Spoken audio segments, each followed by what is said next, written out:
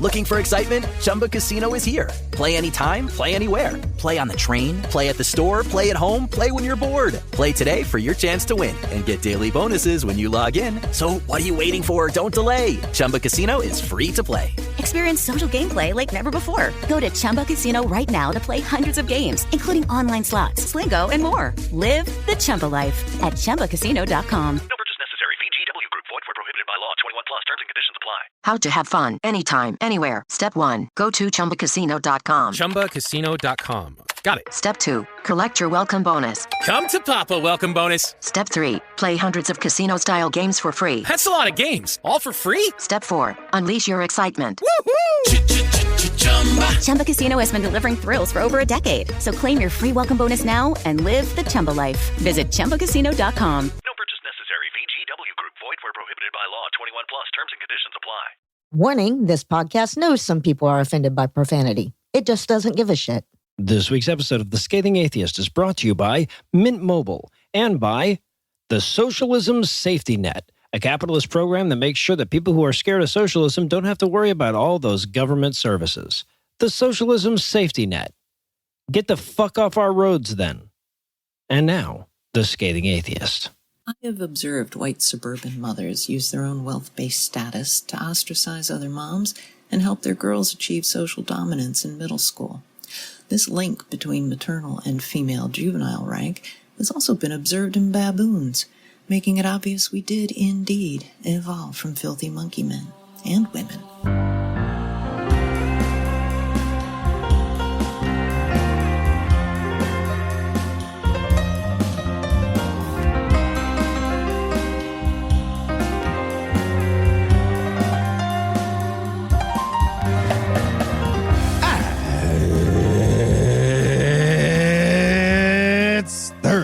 It's November 13th.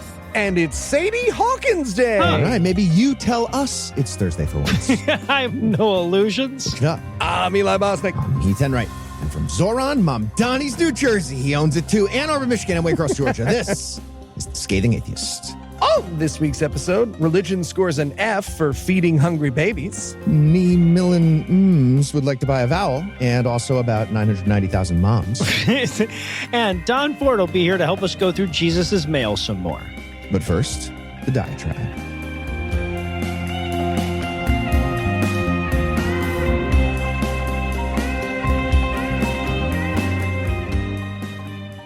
Well, if you know anything about my luck with astronomical events, you'll already know that it was cloudy as all shit the other night when the big solar storm made auroras visible as far south as Florida.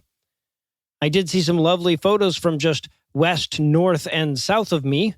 East of me is mostly just ocean, but I'm sure if fish could take fucking selfies, they'd be taunting me too with all the cool shit that they saw.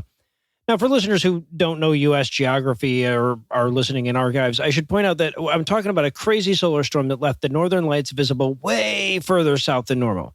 Like further south than I can ever remember them being visible. And they're saying that they're going to be even more visible tonight. That is tonight as the night that we're recording this, not the night after it comes out.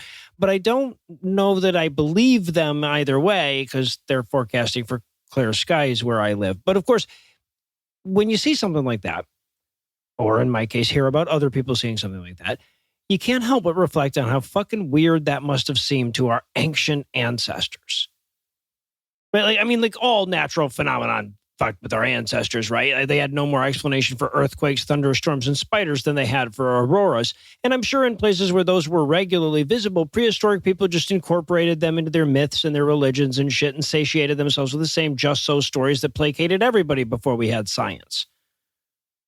But what about when shit like this happened, right? What about when a phenomenon slipped from its normal geographical bounds and suddenly a hurricane blows inland to the mountains, or a long dormant volcano wakes up, or the aurora slips south of the Mason-Dixon line? What did ancient people do then? What terrible portent would a person assume if their demon-haunted worldview suddenly had to incorporate a curtain of mile-high green and red light suddenly dividing the heavens? You know, some people will act like we lost something by moving on from that state of terrified ignorance, as if the only byproduct of these beautiful omens would be wonder and curiosity. As if nobody in those prehistoric days would have looked up at this unprecedented aerial display and gone, yeah, we should probably set an old lady on fire about this, huh? Of course, there are still plenty of people out there that live in this state of prehistoric ignorance even today. People who reject or ignore the scientific explanation and still choose to live in that same demon-haunted world. And those people still look up at an aurora and ask, what does it mean? And if you try to say it means that charged particles from the sun are colliding with the gases in Earth's atmosphere, suddenly you're an asshole. Now, this kind of shit, it comes from one of three places. The first is arrogance. Some people genuinely need to make a fucking aurora about them, right? Either it's an omen about their life in particular, or it's a riddle that they need to solve. But either way, they have a personal connection to the light emissions from those charged particles, damn it. And how dare you cheapen that with prosaic answers that are at once simple and profound and would, if you take a fucking second to think about it, be way more poetically inspiring than whatever ghostly veil your imagination could have come up with. The second place, of course, is intellectual laziness. If there's a knowable answer that you don't understand, you have to either pretend that there isn't or admit that you're not all that fucking curious. And who wants to admit to themselves that they don't really care about the mysteries of the universe if there's going to be math? The third place, though, is the most dangerous. It's the kind of forced ignorance that builds walls between itself and knowledge so that none of those damnable facts can chip away at their God. It's the kind of regimented stupidity that needs at least a couple of tangible, visible mysteries to hide their God inside of. And those people can range from pitiable to violent, right? Because fucking wars are fought to enforce enough ignorance to make room for gods. But here's the thing. If you think that knowledge cheapens your experience of a thing, it can only be because you're viewing it through a bargain basement worldview.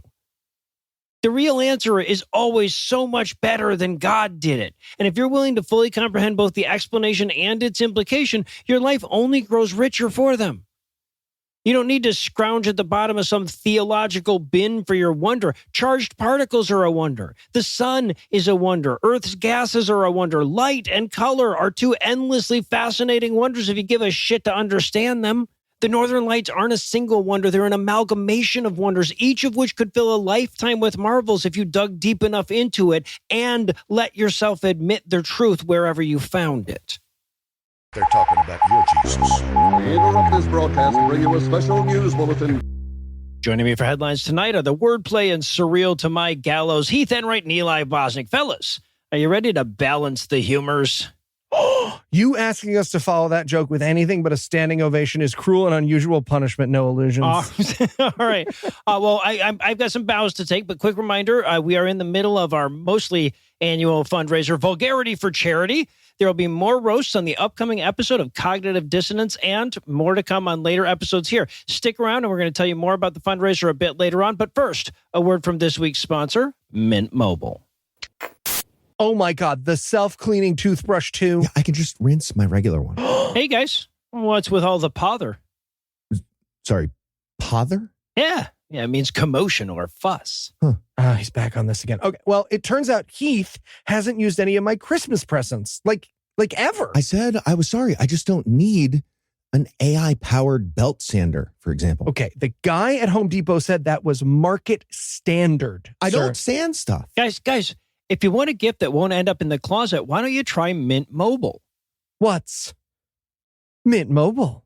Mint Mobile is offering unlimited premium wireless for $15 a month. That's their best deal of the year, aka the only holiday gift you'll actually use every single day. It's true. I do use my phone every day. Right? Plus, all Mint Mobile plans come with high-speed data and unlimited talk and text on the nation's largest 5G network. You can bring your current phone and number over to Mint. No contracts and no nonsense. But have you actually tried it? I sure have. I switched to Mint Mobile when they first became a sponsor. Now I get the same great service for a fraction of the price. That's why I, Noah Lugeons, personally endorse Mint Mobile. All right, Noah, I'm sold. Where do I sign up? Don't get them socks. Get them premium wireless for $15 a month. Shop Mint Mobile plans at mintmobile.com/scathing. That's mintmobile.com/scathing. Limited time offer, upfront payment of $45 for 3 months, $90 for 6 months, or $180 for 12-month plan required, $15 a month equivalent. Taxes and fees extra, initial plan term only, over 35 gigabytes may slow when network is busy, capable device required, availability, speed, and coverage varies. See mintmobile.com. Okay, to be fair, the socks I got, Heath, were infrared. Why? I don't know. And now, back to the headlines. In our lead story tonight, social media has its downsides. accelerated polarization, increased depression, the fall of democracy, the death of knowledge. But it does have a few upsides. Foremost of which, of course, is the way it empowers the average person to make a fucking point. And we were reminded of that over the last few days as TikToker Millin Mms went viral for calling up random churches to ask if they could help her feed her imaginary starving baby. And the churches went viral for telling her no. Over and over and over. They said no so many times, she had to admit that she upped the number of calls she made so that she could get a couple of yeses. Yeah. So this devastating social experiment started off as an effort to emphasize the real-world consequence of choking off federal food assistance programs. One of the common responses that you get when you point out how, babies are going to go fucking hungry is that they could just get help from food banks and churches. So Monroe decided to test that hypothesis. She called a random church in her area. She told them, hey, my baby ran out of formula yesterday and can you help? And they said, no, but here's the number for a food bank.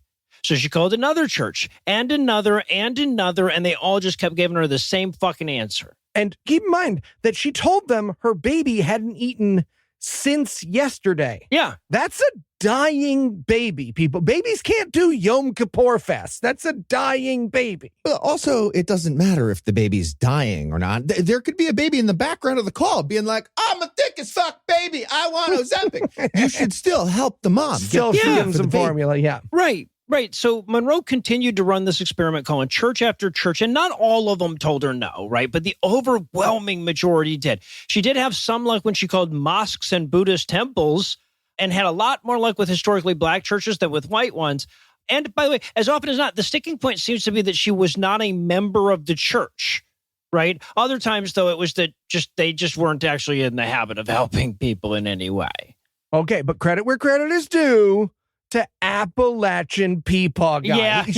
She calls this one old motherfucker, and he has no idea what to do, but he just instantly says yes. He asks her what flavor she needs. Like, I'm sad religion isn't true just so Peepaw can't get a dap from Christ when he dies. You know what I'm saying? Are there flavors? Yeah. There's flavors, apparently. Okay. Apparently. Cool. You want chocolate? Yeah, right. That thick as fuck baby has opinions about the flavor. Yeah, That's absolutely. fair. That's fair. Cool. I am looking forward to Charles Murray's book about the bell curve of white Christian ethical deficiency. Yeah. And just, right. asking the honest questions about the data in that new book. Clearly, obviously. We'll see. Now, of course, there's been plenty of criticism of Monroe's methods, mostly by shitty people, right? So some people try to defend the churches by pointing out that they're directing her to church-run food banks, which is sometimes true, but only sometimes. But it's not like they don't transfer her fucking call, right? They pass her on. They're like, you're not my problem. I give money to something else. And all of these motherfuckers are getting the same tax breaks because they ostensibly help people in need. Right. And that completely ignores the staggering number of churches that explicitly told her that membership is a prerequisite to assistance. Fuck off. Okay. I think we found the new system for charities getting tax breaks. It's a secret shopper. Yeah. Like TGI Fridays, and you got a card. If you don't do charity for the starving child, you're not a charity and you pay taxes now. There you go. That's the rules. Sure. Now, others, of course, dismiss her findings by saying that the church receptionist can tell that she's lying, right? As if like a one-at-a-time baby formula can theft by deception is some epidemic plaguing the food assistance spaces. Suffice to say, their defenses of their church's charity policies reminds me a lot of their defenses of their assertions on cosmology as well, right? Yeah, and look, even if it was true and their receptionists were all fucking Marlowe the Magnificent Mind Reader and they knew she was lying, why would you roll the dice on that? Is the formula black market so glutted and right. Are your coffers so empty that you wouldn't take the chance when the downside is, I will remind you, a dead baby? Okay. I mean, I'll allow for one question on the phone there. Like, okay, what's the name of the baby? Desk phone hat? That's way too slow. No, absolutely not. Otherwise, you're giving them the formula if they pass the one test. Right. But here's the counter argument for this. Like, forget about asking, like, what would a secular charity have done? Because we already know. Ask, what would you have done? Right? If some fucking stranger called you from just like they just randomly picked a number and for some unfathomable reason you answered an unknown caller and that person told you that she needed a can of baby formula, that her baby was starving and that for the price of what, 30, 40 fucking bucks you could help. You know, and they're not asking you to put the money in a fucking PayPal account. They're asking to like meet at a Starbucks that you were already going to. I mean, I get that there are people out there who are in a spot where they absolutely couldn't spare 40 or 50 bucks or whatever.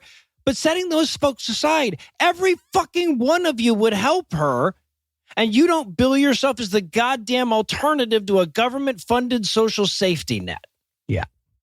And in Mobius striptease news, if you were to ask me what my favorite kind of story to report on for our radio program is, I would, of course, tell you it's anything bad happening to Ryan Walters. But of course, folks like Walters, Greg Locke, and R.I.P. Matt Powell last only for a brief, shining moment in our national attention. Matt Powell died, guys. He died. He did. It's a race car bed accident. Let us manifest. God. Crashed into a different He never bed. lets us cook. You try and do a nice shout out. I try and manifest. Hate being the new guy. But I would tell you that if it isn't the famous people who we hate on, it is when Christians build a big, dumb, expensive, and possibly impossible thing. The Ark Encounter, a flat earth proving rocket, or, in the case of this week, a giant Mobius strip made up of over 1 million bricks. It's like a metaphor of trying to argue with us, guys. All right, so a Christian guy ate a gummy and watched Loki. Got it. 100%. Yep. Mm-hmm. Yep. It's only one edge and one side. Yeah, it's one edge and one side, man. It's a ribbon and you twist it. Exactly. So first off, big thanks to the one and only Stormy D for telling us about this story, along with the excellent pun. Stormy, when we build a monument to you, it shall be formed out of every helpful email you've sent us to scathingnews@gmail.com, and it shall dwarf the Colossus of Rhodes himself. scathingnews@gmail.com. Back when he was extant. Pretty easy to dwarf him nowadays. Yeah, but back I in thought the day. about that. Yeah. No. So the eternal wall of answered prayer, which ironically will not Sorry, be built you couldn't think of something tall that exists now? Like any tall thing, Statue of Liberty? Can I tell you? I really went through it, and all of them felt vaguely jingoistic. Was my problem? I thought of Statue of Liberty, and I was like, I don't want people to think I like the Statue of Liberty. And then I had to check in with myself about that. I know this is a good question, but I feel like I'm supposed to hate America right now. Come on, we're allowed to like South Park again. We're taking patriotism back on our team. Fuck that. Noah's going to cut all of this. You're welcome. That's a great message. We should be taking back patriotism. Fuck yeah. Yeah. So the eternal wall of answered prayer, which ironically will not be built by just wishing it into existence, will be built between the M6 and the M42 near Coleshill, Warwickshire, and is planned to be around 51 meters or 167 feet tall. According to the project leaders, each of the million-ish bricks represents a story of Jesus answering someone's prayer. Yeah, no, the key is to wish for relatively likely stuff, guys. Duh. Who said wishing for a second side and a brick you can't lift? Get the fuck out. Come on. You're ruining our thing. Yeah, so work on the structure began last week after more than 20,000 supporters raised over 40 million pounds for the project. What? Yeah, oh, here's the thing, though. They still need another 5.7 million so that the giant messed up zero can be surrounded by 10 acres of green space and contain a visitor center that they say will attract 250,000 people a year. No, that's way better than buying formula, guys. Okay, if it's a go-kart track, I'll check it out. If you can get on a Mobius strip and do the thing. Right. And if it like cuts itself down the middle and doubles the track and now it has there you two go. twists, Yeah. that's pretty fucking cool. Oh, come on. Yeah. But Eli, you say, did someone manage to make the loop somehow dog whistly and racist? Why, yes, they did. So glad you asked. Former Leicester City FC chaplain Richard Gamble had this to say at the opening ceremony, quote, The team has a chaplain? Apparently. Yeah. Okay. And he also handles Miracle Memorial Mobius strips. Yes, right. He's doing great for Leicester City. Oh, you've hurt them. You've hurt them bad. Quote, I am delighted we are creating a monument that will share 1 million stories of hope and that people will be able to discover Jesus, who listens to and answers prayer. This is the moment to build a landmark of hope, a lasting testimony to the power of prayer, preserving the Christian heritage in our nation, end quote. Adding, quote, you don't see any fucking Muhammad Mobiuses around here, do you? Okay, but fun fact, one of the earliest known uses of a Mobius strip came from a Muslim engineer in like 1206 who designed a chain pump with a Mobius strip for the drivetrain. And that's way before the German guy, August Bobius, put his name on it. Ancient Andrew Cuomo was like, there's no way that's going to work. That chain's going to break, and then it vaults into the water. So yeah, this is obviously a big, stupid thing that might not even get built. A hallmark of these projects is that religion often just, takes the money and runs. Mm-hmm. But this giant waste of time, effort, and resources is an excellent reminder that if you have not donated to Vulgarity for Charity yet, we are about 39 million pounds behind beating these motherfuckers. So, dig deep, everybody. Yeah, dig deep. Yeah. Dig deep. And in Tuck Your Face news, with apologies to Heath Enright, Tucker Carlson would really like us to talk about something other than him platforming a Nazi for a softball interview. No. So we started talking about that demon that attacked him in 2023 again. He offered new details of the attack that he just remembered.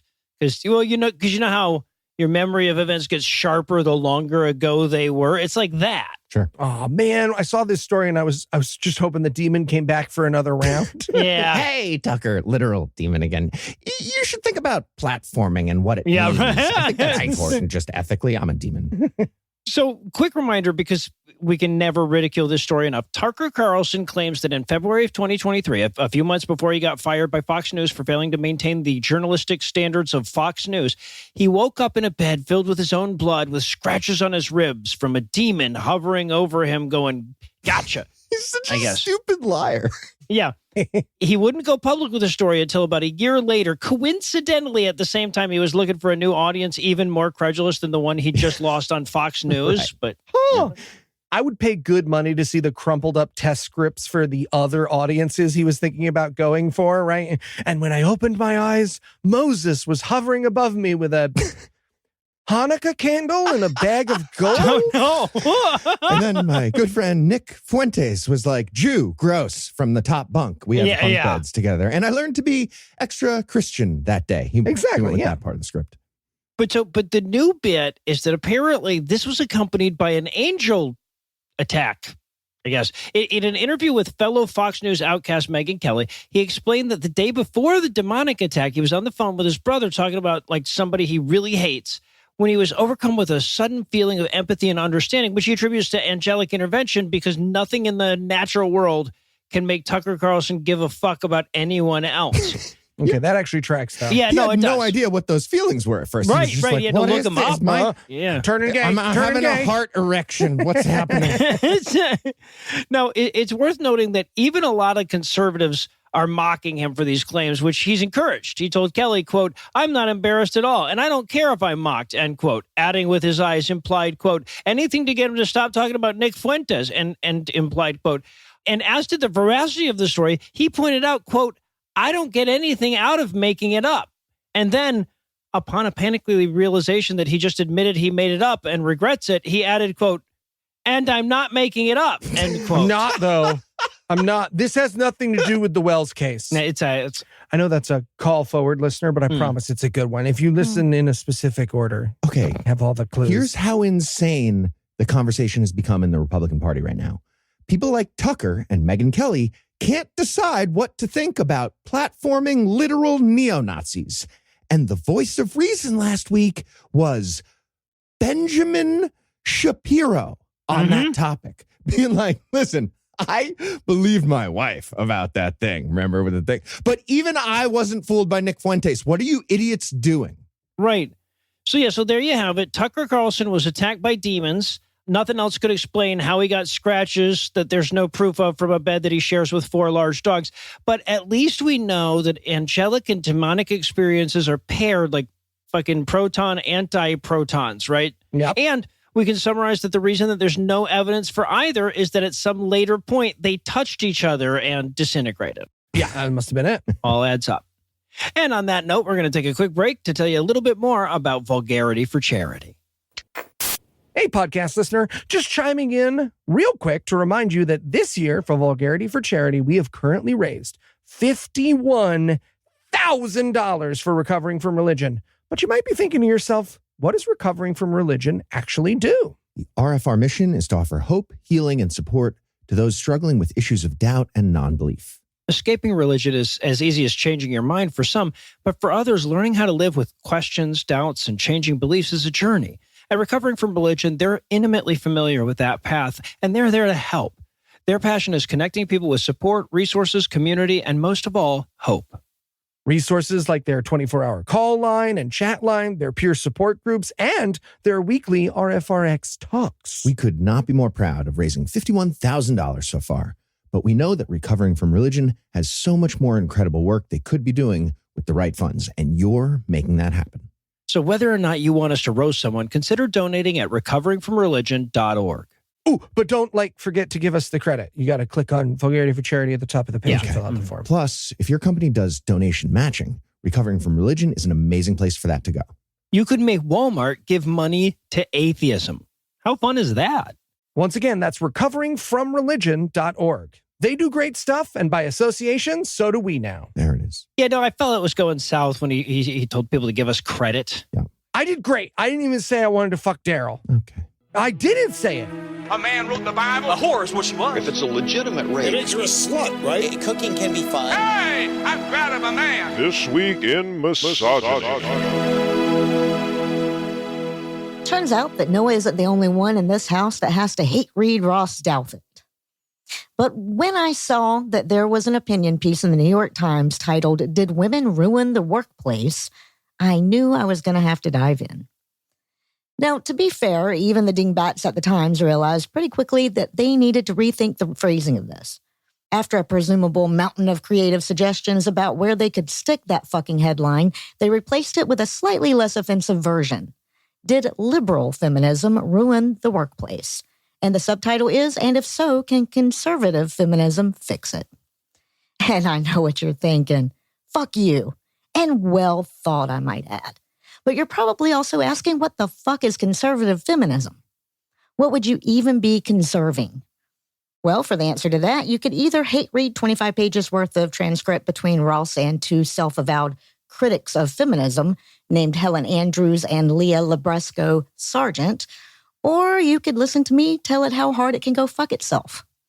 See, the primary contention in the whole stupid discussion is the idea that feminism feminized the workplace.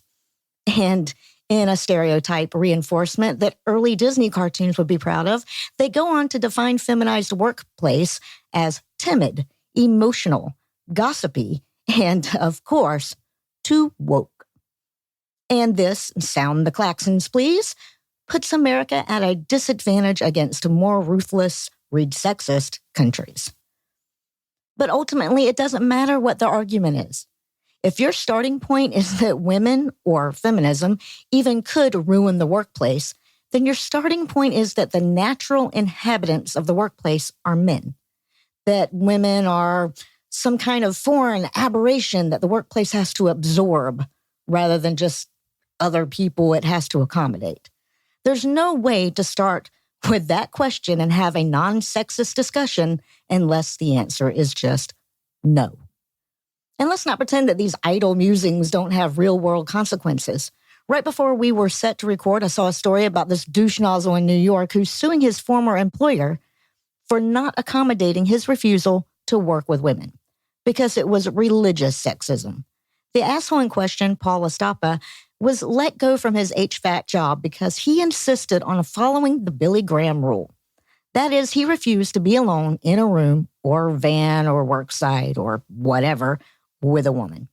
And despite the fact that the only woman working for the company was a lesbian, he fussed and fought about it and refused to do his job if there was going to be lady bits around. Now, he rightly got fired. The company disputes the fact that this was the reason, or at least the sole reason, and I'm inclined to agree. If for no other reason than the guy sounds like a Class A asshole, and I'd be tempted to believe any negative thing they said about him. But regardless, we should all be offended at the idea that businesses should accommodate a personal belief with such an obviously sexist outcome. Like, how the fuck is a woman in this job supposed to get ahead if she's excluded from calls just because this somebody else's sincerely held misogyny? Anyway, just a reminder that questions like, do women belong in the workplace, are about as productive as rehashing the questions about race and IQ. It's antiquated bullshit that only serves to reinforce harmful stereotypes and hurt real people. And as tempted as I am to say that means it has no place in the New York Times, that's kind of been their thing since about 1851, so what do I know? Anyway, On that reminder, I'll wrap things up and hand you back over to Noah, Heath, and Eli. Thank you, Lucinda. Next up in headlines, turn the volume up. We have a new mayor-elect in the greatest city in the world, and his name is Zoran. Anna? What are the guys talking about? It's the newest, the greatest Christian freakout. That's right. The next mayor of New York City is going to be Zoran Mamdani. Anna? What are the guys talking about? It's the newest, the greatest Christian freakout. And his middle name is Kwame. Anna? What are the guys talking about? It's the newest, the greatest Christian freakout. That's right. It's a Muslim guy, and Christian nationalists are having a freak out. I mean, to be fair, everyone with bad political opinions is having a freak out. The Christian nationalists are a circle within a circle at this point. The Washington Post editorial board's latest is about how his mom dresses him funny. It's pretty sad. So most of the Christians in this particular freak out are actually running super late. Mamdani easily won the Democratic primary back in June, and that's when New York City picks a mayor most of the time. Mm-hmm. The competition was Andrew Cuomo, some fucking rich guy from Westchester, backed by Wall Street super PACs, who said his favorite bagel order or breakfast sandwich is bacon, cheese, and egg on an English muffin. Horrible. The correct answer is bacon, egg, and cheese on a bagel, obviously. But bonus points for everything bagel. Yeah, everything Obviously bagel is the correct answer. Yeah. Well, not toasted, Zoran. Not toasted. I'm going to be toasted.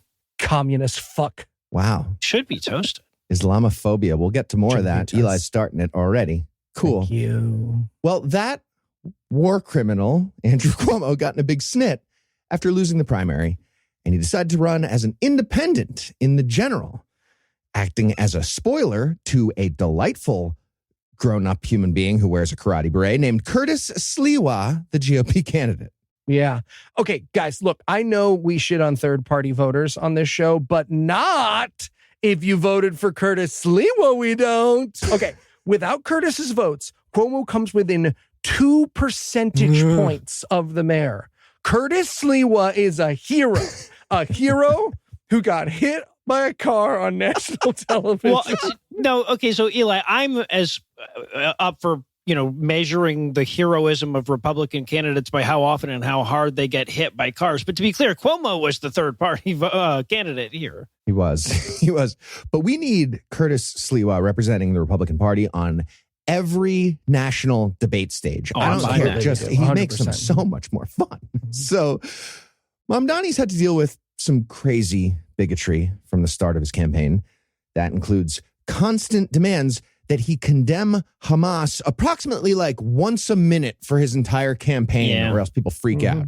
A demand that other candidates never seemed to be getting. It was weird. So weird. Yeah. And other mayors refused to do. Interesting. Looking at you, Baltimore. And of course, he also dealt with very specific bigoted comments from prominent Christian nationalists. I'll start with a Christian nationalist with backing from Donald Trump, but who claims to be a Democrat. His name is Andrew Cuomo. Despite being a breakfast terrorist who belongs in fucking Gitmo, Cuomo recently did a radio appearance and agreed with the host that Zoran Mamdani would cheer another 9/11 attack on the city.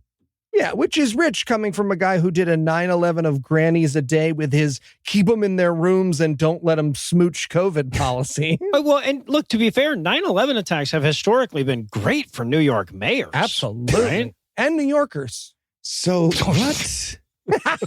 Jesus Christ. Next up, we have GOP Congressman Andy Ogles, who said, quote, Zoran Mamdani came to America for one reason, to turn America into an Islamic theocracy, end quote, which is pretty ambitious for a 7-year-old Zoran moving from Uganda with his family in 1998. Yeah, right.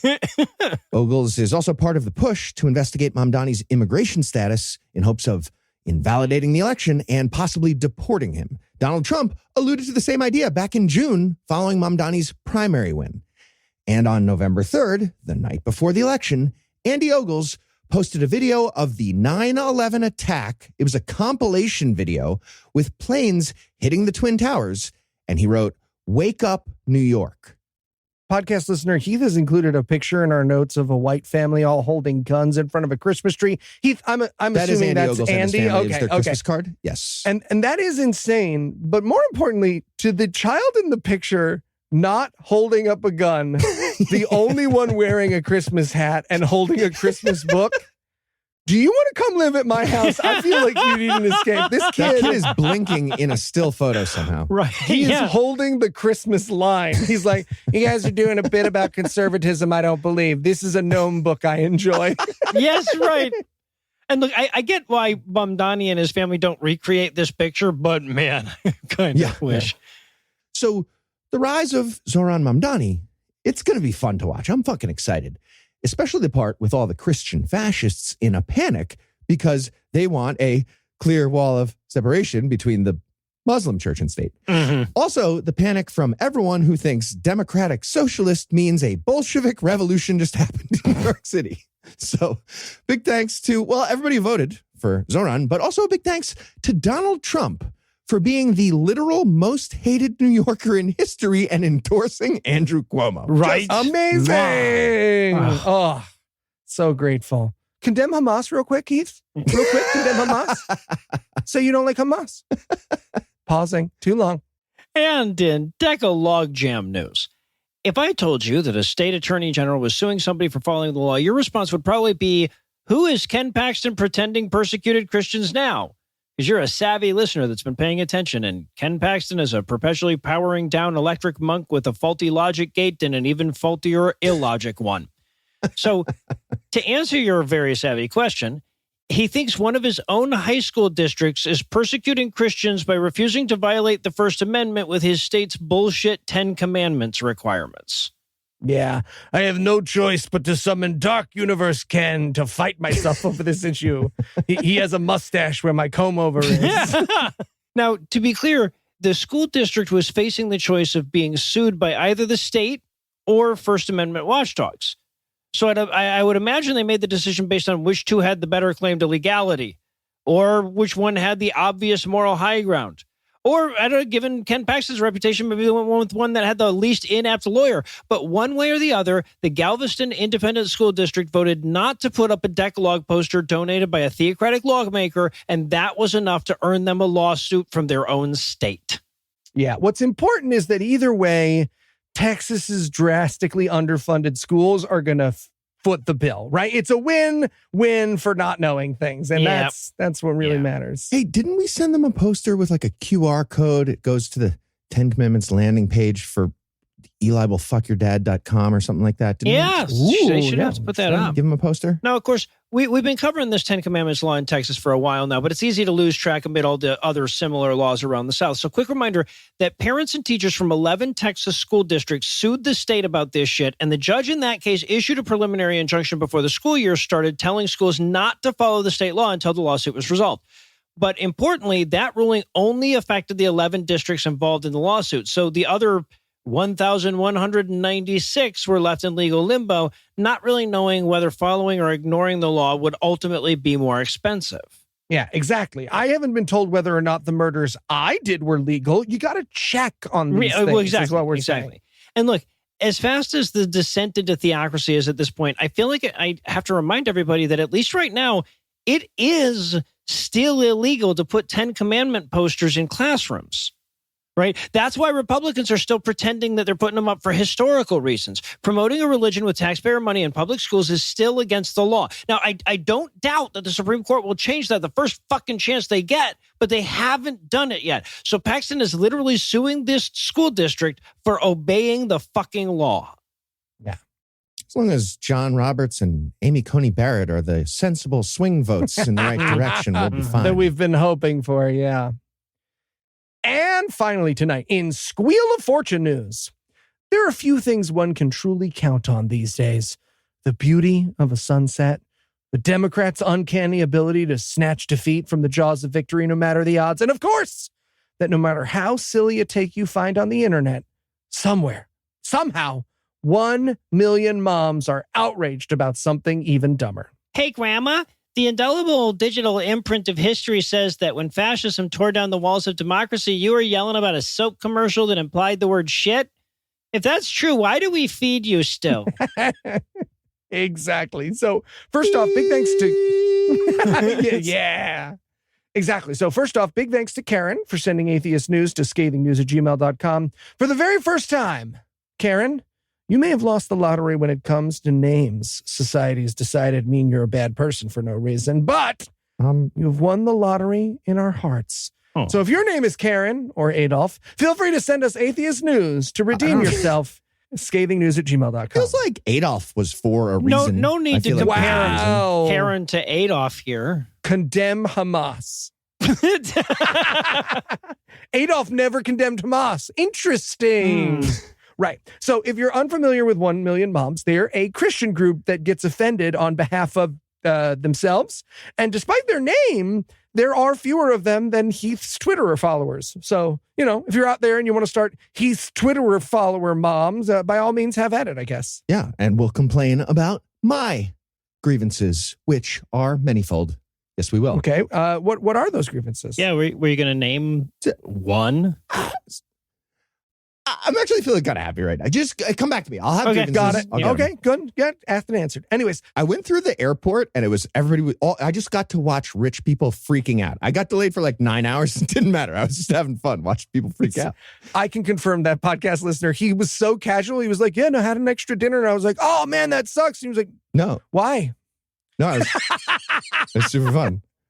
The lounge gave me a free Lefroy. It was the best. God damn it.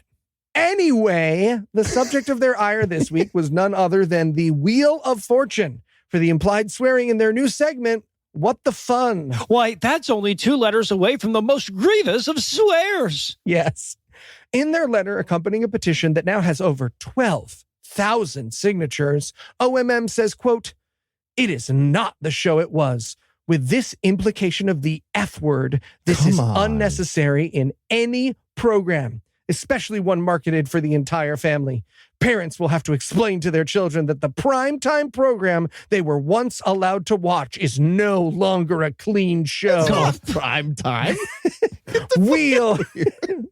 Wheel has deliberately chosen to include controversial categories instead of wholesome ones. 1 Million Moms finds this highly inappropriate. Okay. We have 2 types of people in the world. Wheel of Fortune people. That's me. And Jeopardy people. That's me. One of those groups is very sad and embarrassing. I won't say which. Also, before the moms try to claim, oh no, we're actually both types of people. No, you're not. Anyone who calls it Wheel is way too much of a fan. Very telling. I call it Wheel. I don't like the way that they perpetuate the stereotype that vowels are more valuable than the other letters. That kind of elitism has no place in modern linguistics. Ooh, important. Hot takes. They conclude... Condemn Hamas, right? OMM concludes, quote, "Wheel producers do not care what children hear. Everyone knows kids repeat what they hear. Insinuated profanity in any show is extremely disrespectful to families. Wheel should maintain its original design. Wheel needs to know that parents disapprove. TV shows should never change. Somebody dig up Chuck Woolery, goddammit." Yeah, exactly. Yeah. So this is obviously very silly, but what matters is that in a world where SNAP benefits are running thin, churches are caught not feeding starving babies, and a game show kids only watch when they're home with the flu is implying the F word, that last thing is what requires our undivided attention. Yep. And with our impending doom thus encapsulated, I suppose we can wrap up the headlines for the week. Heath, Eli, thanks as always. Jumanji. And when we come back, I'll figure out what's been scratching at this closet door the whole time. Mom Donnie. Wheel. We both said the things we support.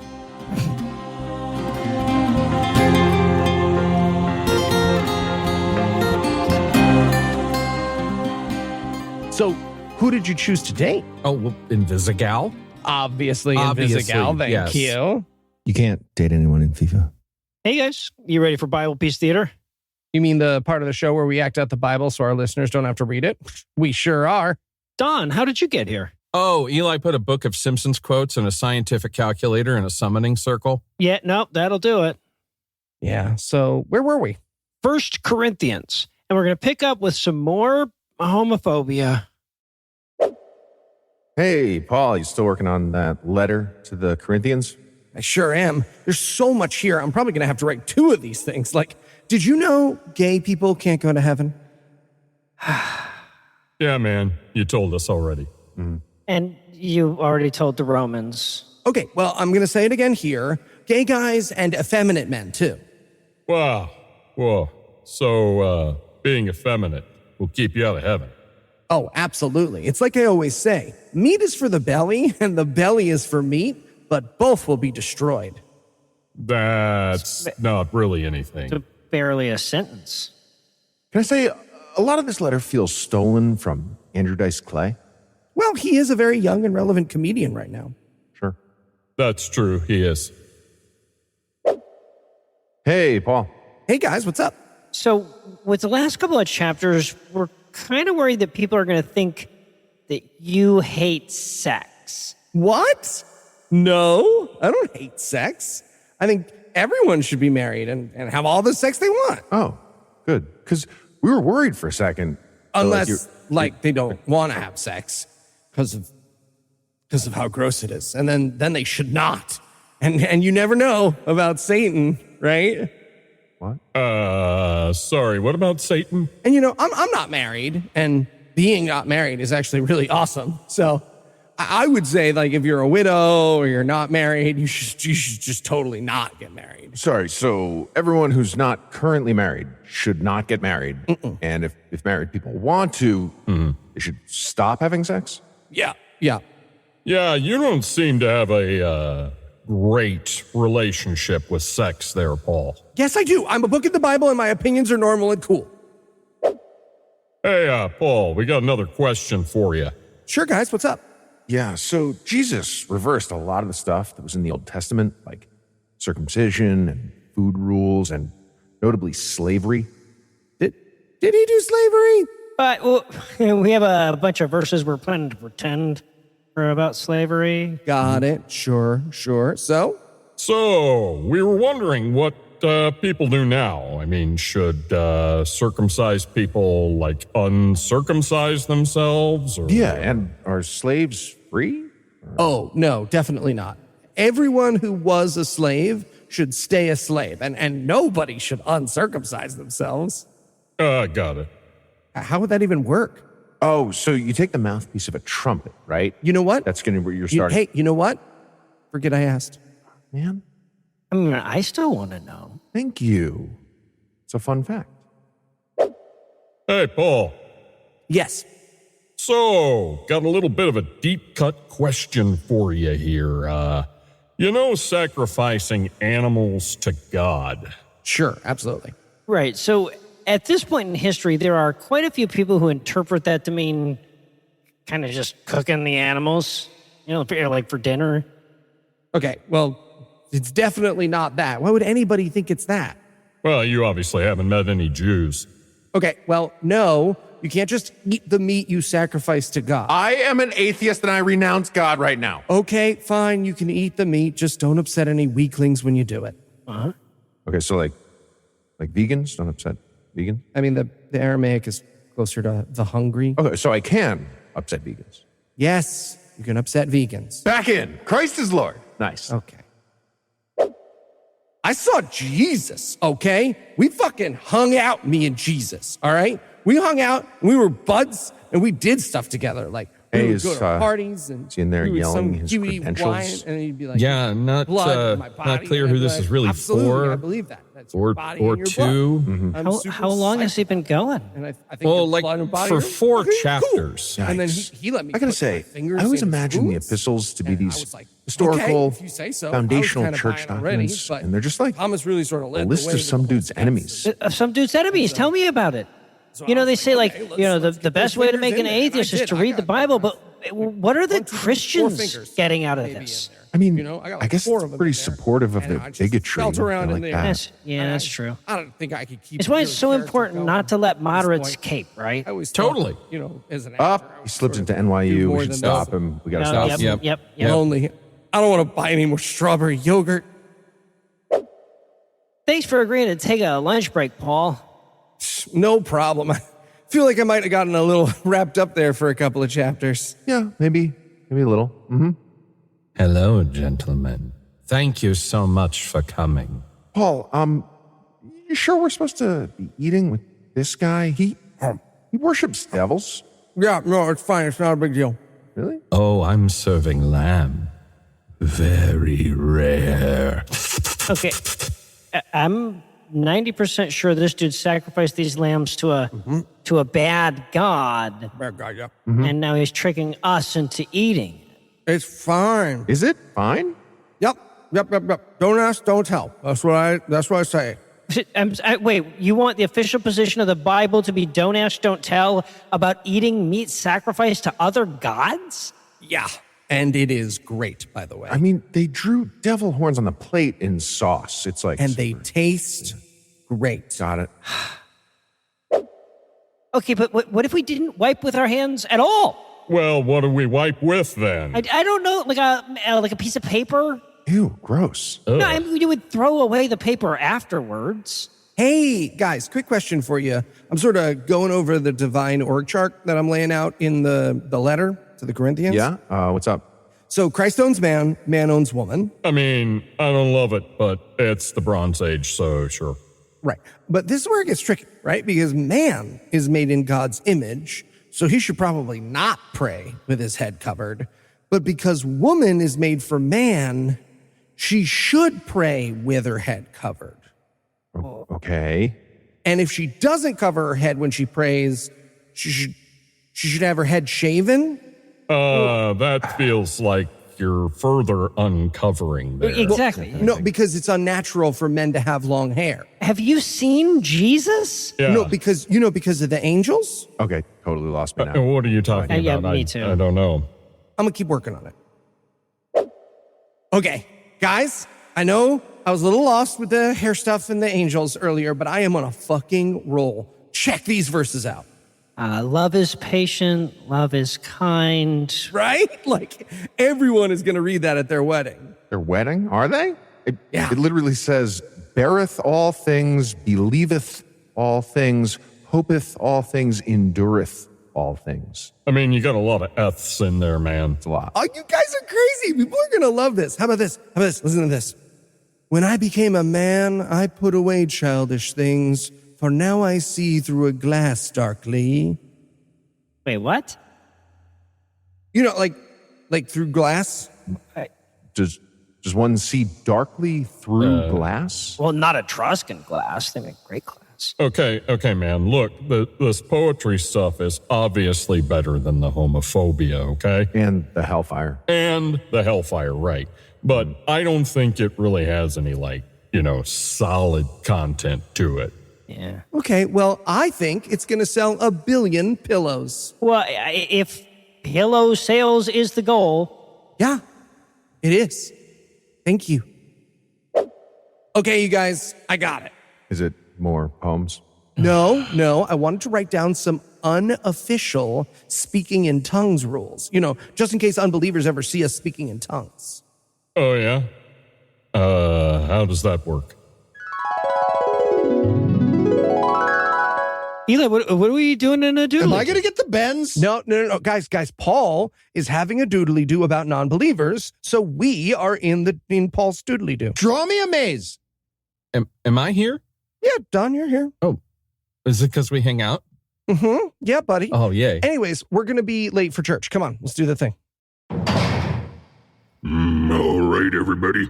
As ordained in the Bible, we have one speaker in tongues today, and I shall be providing the translation. Shalalala malala galalala. Hey, everyone. It's me, God again. Still no cures for diseases, but I just thought I'd drop by and say hi. Koram shala mala faralala. I don't know if you guys are caught up on pluribus, but I'm just having trouble attaching, I mean, no spoilers, but who am I supposed to be rooting for here? Because I'm not rooting for the main character, and I feel like the show wants me to agree with her, and I just don't. Anyway, I'm gonna give it a chance, and obviously I loved Breaking Bad and Better Call Saul, but it all feels, very hot take right now, and very well, we shall have a luncheon. Did you do this whole doodly-doo to say that you don't like pluribus? I didn't say I didn't like it. I said I'm not connecting. Well, I like it. I didn't say I didn't like it. Felt like you didn't. Okay, what's next? Wait, who are we? Paul and the apostles. We doodly-dooed out. Very obviously. Did you even check the map? I mean, it's right there. I was just asking. Anyways, I don't want women to speak in church. Men will go to church, and then their husbands can educate their wives at home. I'm not sure how that's going to work. Hey, honey, you headed out? Yep, I'm going to be late if I don't go now. No worries. Just don't forget your salvation, okay? Oh, yeah, don't forget your salvation. I got it. Yes, it's fine.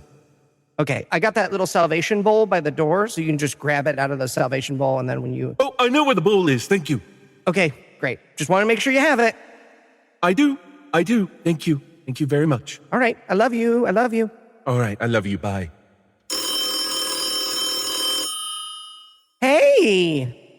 Not in your bag. No problem. I'll bring it down to the car. No, it's not a problem at all. I was just taking a bath. Give me 2 seconds. I'll get out of the bath. I'll get a towel. I'll get the salvation out of the... No, it's not I will hurry. Yes, I will. I will hurry. I know you're going to be late. Okay, guys, last things, and then I think I'm going to start a new letter. Sure, what is it?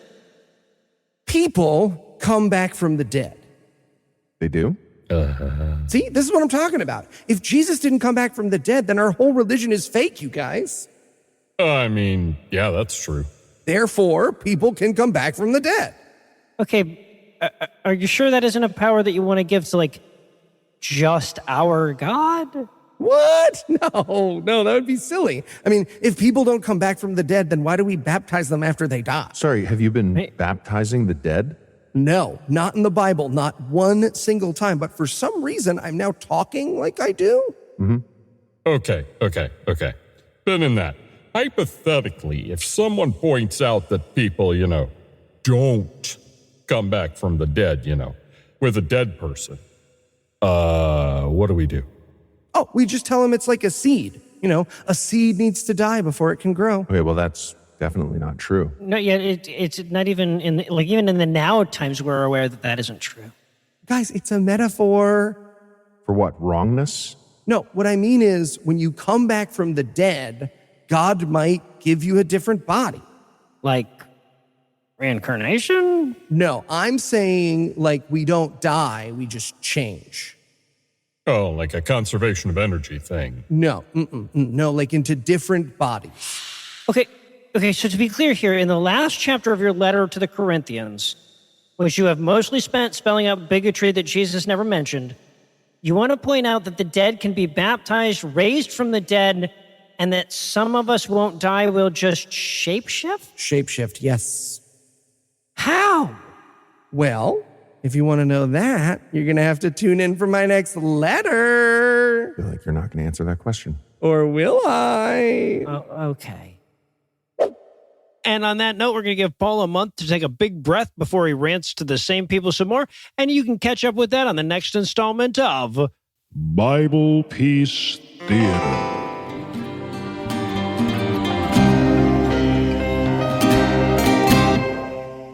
Before we dissipate, I want to let you know that if you need more me in your life, I recently did a long sit-down with the Recovering from Religion folks on their RFRX Talks podcast.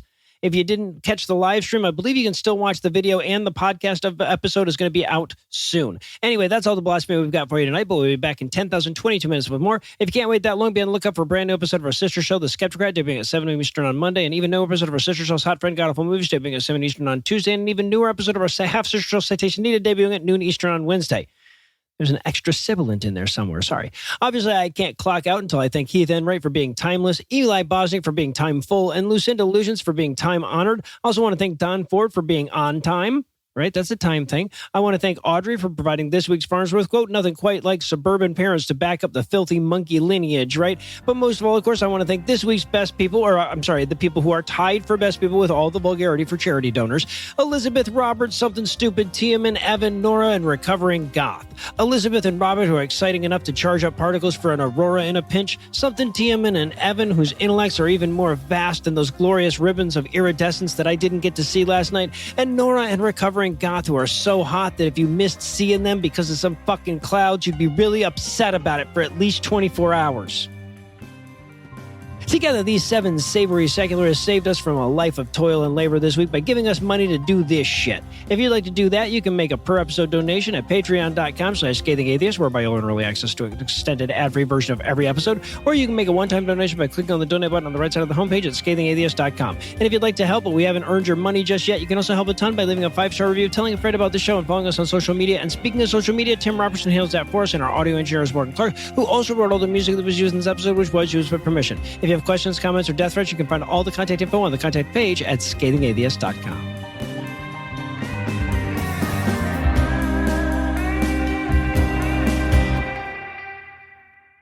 So you do your work down there and listen to people fuck kind of close to you? Yeah.